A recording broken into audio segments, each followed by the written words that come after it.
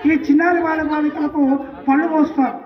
మన దీనిలో ఆంతర్యం ఏంటి అంటే పూలలో కానీ పండ్లలో కానీ అనేక రకాలైన రోగ నిరోధక శక్తిని పెంచేటటువంటి శక్తి ఉంది. ఆ శక్తిని చిన్నారి బాలబాలికలు అందివ్వాలి.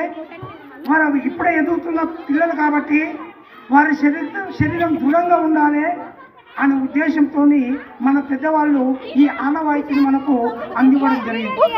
మరి ఇలాంటి అనేక రకాలైన ఆనవాయితీని మనం కొనసాగిస్తున్నాం. మరి ఇప్పుడే మనము ఇందాక పెట్టినటువంటి పాలు పొంగివ్వడం అంటే శుభసూచకంగా మన గృహంలో మన పాఠశాలలో అన్ని శుభాలు జరగాలని మనం పాలను పొందిస్తున్నాం. అదే ఇప్పుడే ఆ పాలను పొందడం జరిగింది. సంక్రాంతికి ప్రతి ఇంట్లో కూడా అందరూ పాలు పొంగిస్తారు. అంటే ఉద్దేశం ఏమిటి? ఎందుకై ఉంటుంది? పచ్చి పాలు కొత్త కుండలు ఇంట్లో ఏరు విడతల మధ్యన ఈ పాలు పొంగిస్తారు. అంటే ఆ ఇల్లు పాలు పొంగిన ఇంట్లో ఆ ఇల్లులో ఆ సిరి సంపదలు కొన్ని పొంగాలని సిరి సంపదలు నిండి ఉండాలని ఆ ఇంటి యజమాని కోరుకుంటారు. కాబట్టి ఆ ఉద్దేశంతోనే ప్రతి ఇంట్లో కూడా పాలు పొంగించే కార్యక్రమం చేస్తాం.